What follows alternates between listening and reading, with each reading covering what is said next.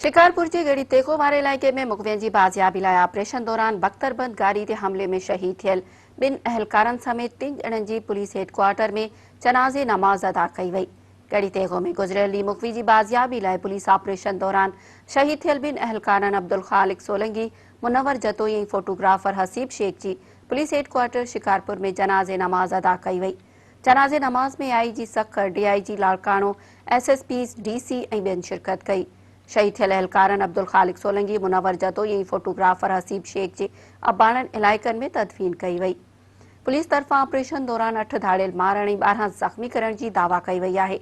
SSP अमीर सऊद मक्सी जी अॻवानी में शिकारपुर ऐं कंदकोट पुलिस जो ॿिए ॾींहुं बि कचे में धाड़ियलनि ख़िलाफ़ ऑपरेशन जारी आहे।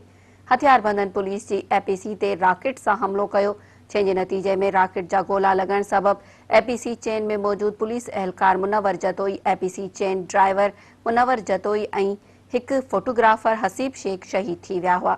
गढ़ी तेगो जे कच्चे वारे इलाइक़े में ॿिए ॾींहुं बि पुलिस जो एसएसपी शिकारपुर अमीर सऊद मक्सी जी अॻवानी में ॾोहारियनि ख़िलाफ़ ऑपरेशन जारी आहे। ऑपरेशन में कंदकोट ऐं शिकारपुर ज़िलनि जी पुलिस हिसो वठी रही आहे। एसएसपी शिकारपुर अमीर सऊद मक्सी दावा कई आहे त ऑपरेशन दौरान फायरिंग जी ॾे वठ में 8 धाड़ियल मारिजी विया आहिनि। मारिजी वियल धाड़ियलनि जा लाश संदन साथी खणी विया। एसएसपी जो चवणु आहे त पुलिस जा हौसला बुलंद आहिनि। ॾोहारियुनि जे ख़ात्मे ताईं ऑपरेशन जारी रहंदो।